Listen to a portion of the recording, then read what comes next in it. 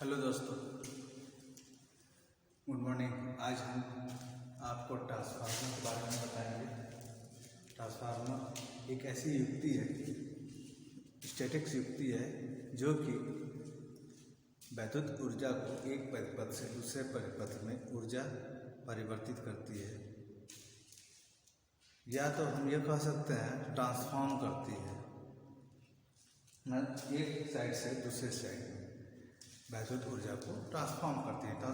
Transformer का मतलब ये होता है कि जो है वैद्युत ऊर्जा को एक किसी भी चीज़ को ट्रांसफॉर्म करना, मैंने चेंज करना।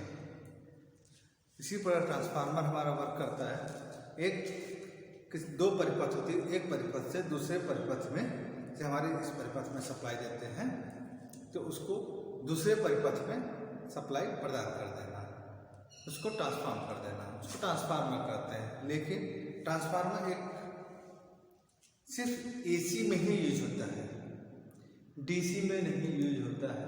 ये सबसे बड़ी चीज़ है, याद करने वाली चीज़, कि ट्रांसफार्मर केवल एसी में यूज होता है। क्योंकि एसी में यूज होता है फ्रीक्वेंसी के कारण।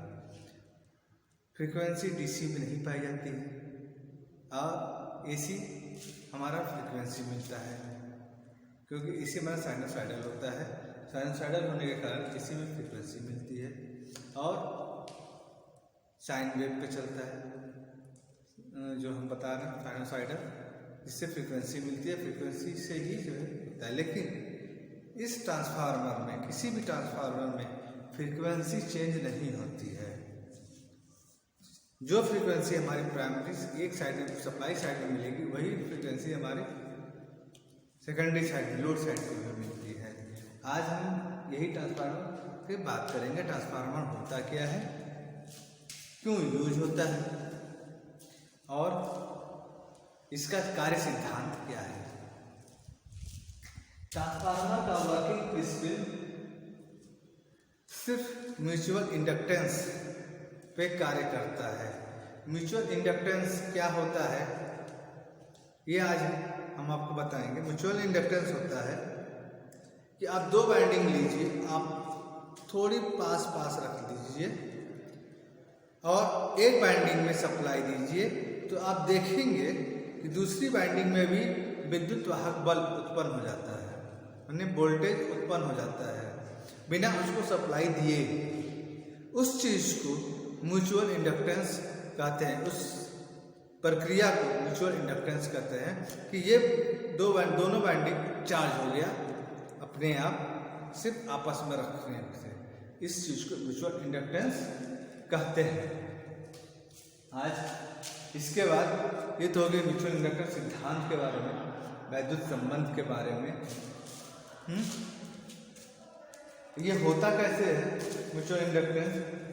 जब आप एक साइड में सप्लाई देते हो तो आप देखो कुछ देर बाद उसमें चुंबकीय क्षेत्र उत्पन्न होता है, मैग्नेटिक फील्ड जनरेट हो जाएगी। जैसे आपने पढ़ा होगा पहले, किसी वायर में अगर सप्लाई दिया जाता है उसके अगल बगल मैग्नेटिक फील्ड जनरेट हो जाना, उसी तरह मैग्नेटिक फील्ड जनरेट होगा। इसमें जब आप सप्लाई दोगे तो उस मैग्नेटिक फील्ड के संपर्क में आने पर दूसरा वाला जो बाइंडिंग होगा उसमें ऑलरेडी क्या होगा, मैग्नेटिक फील्ड जनरेट होगा और विद्युत वाहक बल उत्पन्न होगा। ठीक है।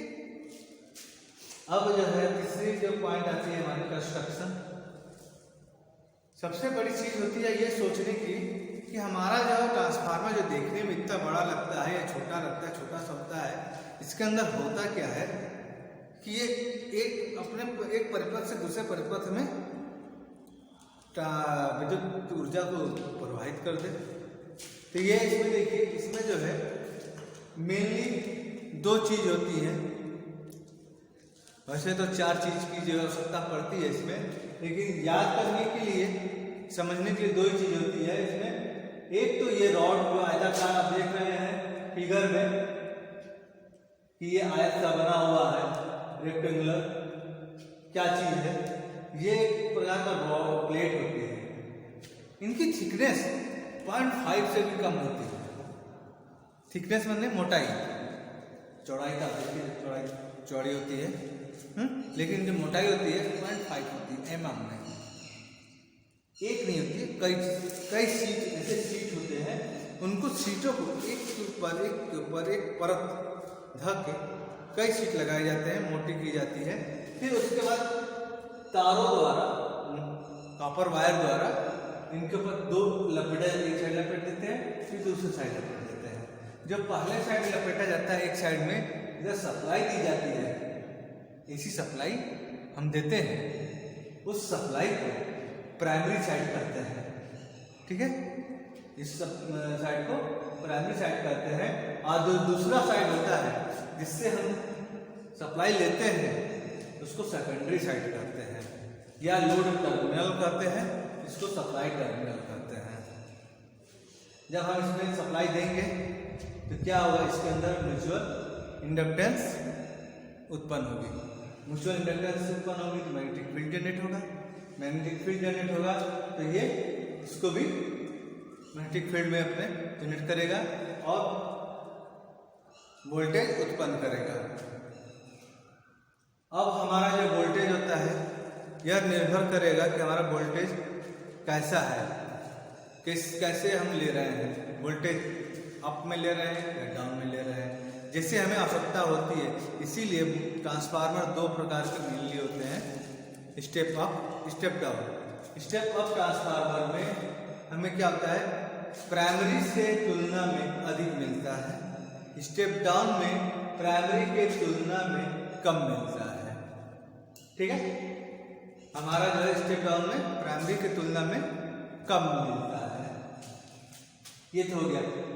अब हम जो इस चीज के बारे में बात करेंगे कि ये मेन पार्ट है क्या, बाइंडिंग। जैसे मैंने बताया ये बाइंडिंग होती है, ये कॉपर वायर की बनाई जाती है।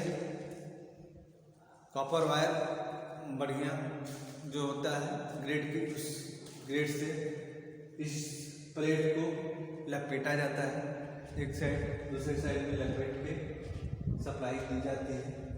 ठीक है, इसको बाइंडिंग कहेंगे। सेकेंडली आपका लेमिनेटेड स्टील कोर, जिसे आपने देखा ये स्टील कोर। कोर मतलब क्या होता है, किसी भी चीज के सेंटर को कोर कहा जाता है, केंद्र। इसलिए ट्रांसफार्मर का केंद्र क्या है, ये है, ये सेंटर है उसका। स्टील का क्यों है, स्टील कोर स्टील का बना होता है। लेमिनेटेड क्यों है, लेमिनेटेड में उसको लेमिनेशन किया जाता है। लेमिनेशन मतलब उसको इंसुलेट किया जाता है। हर एक प्लेट अलग अलग, अगर अलग अलग नहीं करेंगे क्या करेगा, आपस में शॉर्ट करेगा। शॉर्ट करेगा तो आग लगने का डर रहता है, इसलिए इसको अलग अलग लेमिनेट कर दिया जाता है। ठीक है, इसीलिए इसको बोला गया लेमिनेटेड स्टील कोर, इस प्लेट को। ठीक है, फिर स्टील कोर हो गया। कंटेनर, कंटेनर का काम क्या है, ये जो हमारा बन के तैयार होता है उसको एक बक्से में या किसी चीज में रखा जाता है। क्यों रखा जाता है, उसमें तेल भर के रखेंगे इसको ठंडा करने के लिए, बाइंडिंग को, लेमिनेटेड स्टील कोर को। नहीं तो क्या करेगा, जब हम देखते हैं, जानते भी हैं, सप्लाई किसी वायर में दी जाती है या कहीं दी जाती है तो हीट करती है, ऊर्जा उत्पन्न होता है किसी चीज़ में। किसी चीज़ में अगर वैद्युत ऊर्जा है प्रवाहित करेंगे तो उसमें से उष्मा ऊर्जा होगी, उत्सर्जित होगा। वो उष्मा क्या करेगा, वायर को या स्टील कोर को गर्म करेगा। वो जब गर्म होगा तो इसमें आग लगने का डर होता है। इसको ठंडा करने के लिए हमने ऑयल की और पड़ती, ट्रांसफार्मर ऑयल की आवश्यकता पड़ती। वो ऑयल को एक कंटेनर में भर के उसमें ये डाला जाता है, रखा जाता है, जिससे ये ठंडा हो सके। ठीक है, फिर टर्मिनल, टर्मिनल देखिए क्या आता है, दो टर्मिनल इसमें होती है, primary side terminal, secondary side terminal. Primary side terminal में हम सप्लाई देते हैं, सेकेंडरी साइड टर्मिनल में या लोड टर्मिनल में हम सप्लाई लेते हैं। ये दोनों टर्मिनल कहलाते हैं जो कनेक्ट होते हैं अलग जो डिवाइसेस से। ट्रांसफार्मर का मेन यूज आपको हम बताएंगे, step up step down. Simple उदाहरण के लिए स्टेप अप स्टेप डाउन आपको आपके घरों में लगे स्टेबलाइजर में ये चीज़ होता है। आप देखे होंगे जब आपके घर में हाई वोल्टेज आता है तो आपका स्टेबलाइजर क्या करता है, उस वोल्टेज को घटा देता है और घटा के आपके जो घर में फिक्स वोल्टेज होता है 230 वोल्ट पे ला देता है। अगर 230 से ऊपर जाता है तो जिससे आपके जो डिवाइसेस लगे हैं, आपके घर में इक्विपमेंट्स लगे हैं, उपकरण लगे हैं, सेफ होते हैं। उसी प्रकार जब आपके घर में वोल्टेज डाउन हो जाता है, बाहर मेन सप्लाई एसी सप्लाई जब डाउन हो जाती है तो वो स्टेबलाइजर क्या करता है, बढ़ा देता है स्टेप और आपको प्रदान करता है। तब क्या होता है, आपका जो 110 या 150 वोल्टेज आता है उसको बढ़ा के 180 या 200 के लगभग पहुंचा देता है। उसमें भी क्या होता है, आपका जो उपकरण होता है उसको अच्छी सप्लाई मिलती है जो बढ़िया से चलता है। ये चीज़ कहलाता है। मेनली ट्रांसफार्मर तो दो ही होते हैं, स्टेप अप स्टेप डाउन, लेकिन तीसरा एक ट्रांसफार्मर होता है ऑटो ट्रांसफार्मर जो ऑटोमेटिक कार्य करता है, जैसे आपके स्टेबलाइजर में। अदर ये दोनों ट्रांसफार्मर अलग अलग जगहों पे यूज किया जाता है। स्टेप अप ट्रांसफार्मर हमेशा जहाँ पे बिजली पैदा की जाती है वहाँ पे यूज होता है, या बड़े बड़े कंपनियों में यूज होता है स्टेप अप ट्रांसफार्मर। अन्यथा हर जगह घरेलू चीज़ों में, डोमेस्टिक ट्रांसफार्मर में, डोमेस्टिक ट्रांसमिशन लाइन में हमेशा स्टेप डाउन ट्रांसफार्मर की उपयोग ली जाती है। दोस्तों अब जो है ये तो हो गया ट्रांसफार्मर का परिचय आपको कि ट्रांसफार्मर क्या चीज़ है, कैसे बना है, किस सिद्धांत पे कार्य करता है। मेनली